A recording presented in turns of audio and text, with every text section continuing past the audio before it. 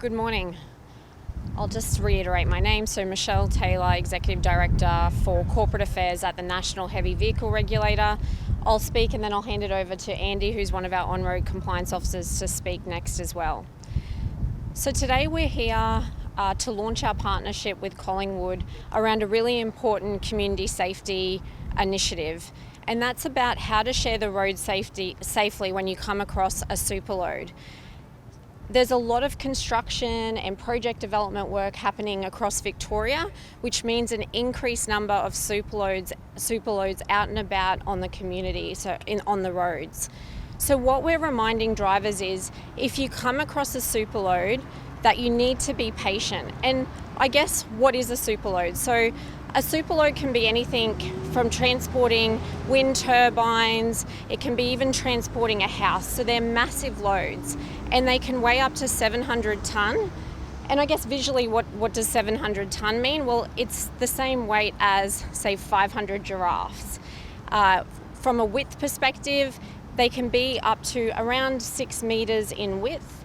They can be bigger than that, but in general around 6 metres, and that can be equivalent to 10 AFL players standing side by side. So when you come up against that on the road, it's important that you know what to do. So what we're reminding drivers is, please be patient if you do come up to a superload when you're out and about. And we do have our escort vehicles that will be escorting that superload. And they're our on-road compliance officers, and they'll be in a pilot vehicle. And they will communicate with you what to do when you approach that superload. So that communication can be via a hand signal, it can be via a message board that's on the escort vehicle, or it can be via radio if you have radio. So we're reminding all road users, please be patient, watch what that escort vehicle is telling you to do, and that may be to pull off to the side. They'll also could be indicating to you when to overtake that superload safely. And that's to ensure not only the safety of you, the safety of that truck driver, and the safety of our on-road compliance officers. So this community safety message is critically important for all road users to be able to get about their day safely.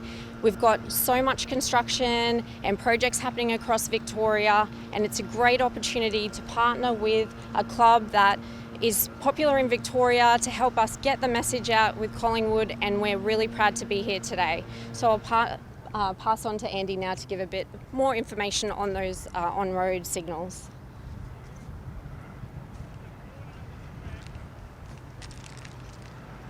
G'day everyone, my name's Andy. I'm a Safety and Compliance Officer for the National Heavy Vehicle Regulator. Part of our function on road is to perform these escorts in the metro and rural environment. So often you'll have an oversized load, a super load. The convoys can stretch up to 1 kilometre, even more, across the metro and rural environments.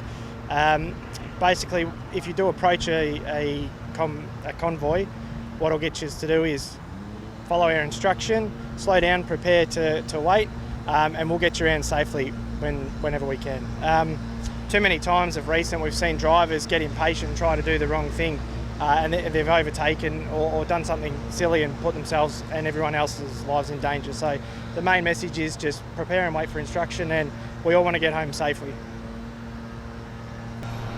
Now, so let's start with Reef McInnes. How's he holding up after the devastating ACL, and who do you guys expect to kind of swing back and fill that void? Yeah, it's really sad to see. Reef's put in a power of work and been playing some really good football this year, and so unfortunate for himself and the team because he's such a pivotal player. So we'll miss him right now. We understand the importance of getting around him, and in the long term to continue to support him, as the rehab journey can be quite lonely, but he's in really good spirits.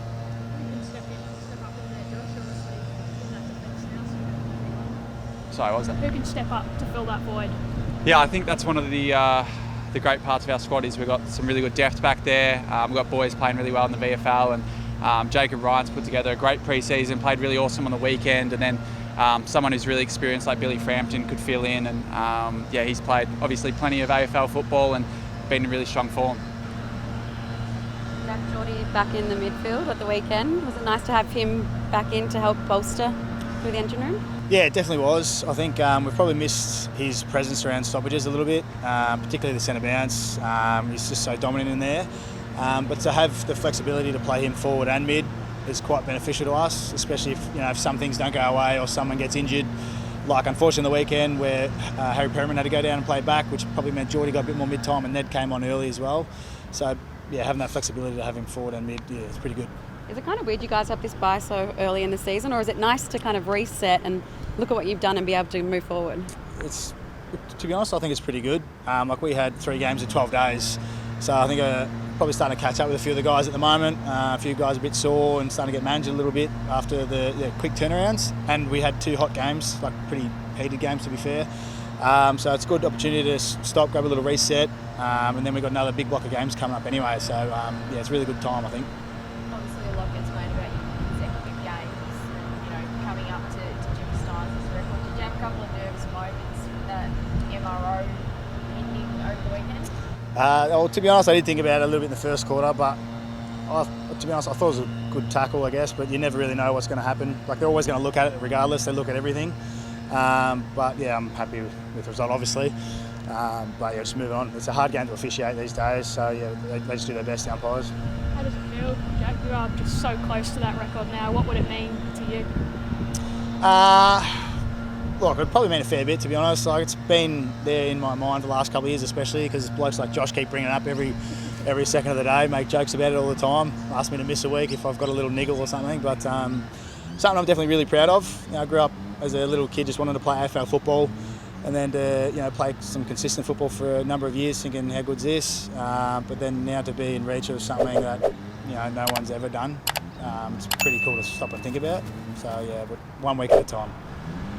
Josh, what are the little sort of 1%ers that you've seen Jack do to reach this point? Yeah, it's unbelievable. It's quite the feat. So much goes into it, and Crispy as well, being a midfielder for so many years, it's quite remarkable to play that many games consecutively. He's one of the hardest runners in the game as well, so his durability, combining all those elements, it's insane, and we can't wait for that day and to celebrate him and his achievements and all his family and friends that have helped him get to that point. So yeah, we're looking forward to it. Thanks, buddy. Josh, how are you adjusting to your new role? Obviously 3 games in now. Yeah, it's good. I played probably the last 5 or 6 games of last year down back, so got a feel for it. And then this year it's been great. I feel like it's been a fresh change for me. I played wing for most of my career, and to play with Dan, Harry Perriman, like Jack said, and a few of the fresh faces down there has been really good. And I feel like as a back 6, we're just really excited to continue growing as the year goes. Do you see the game at all differently back there? Has it made much of a change in terms of how you see it moving forward? Yeah, I think it's there's definitely a few similarities to the wing, probably a few adjustments, but I think overall the transitions been good, and really enjoying my time back there.